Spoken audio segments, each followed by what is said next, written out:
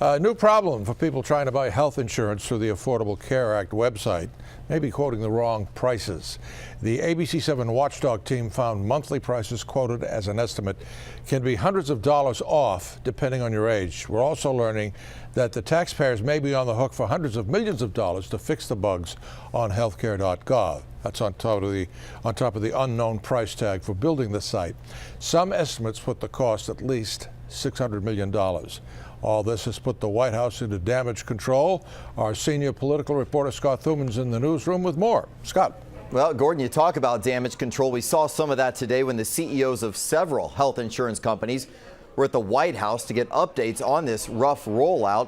Meanwhile, some White House staff then headed to the Hill to brief lawmakers on the efforts to fix this mess. Leader, how's the briefing? Good. A closed-door conference on how to explain the problems and defend against the countless digs.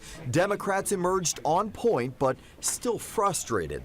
Unfortunate, disappointing, get it right, fix it. Republicans, complaining they were not part of the briefing, insisted someone needs to be held responsible. It's our job to hold them accountable. And when it comes to Obamacare, clearly there's an awful lot that needs to be held accountable. Their target, Secretary Sebelius, who was asked if her resignation has been discussed. Did you ever talk about resigning to the president?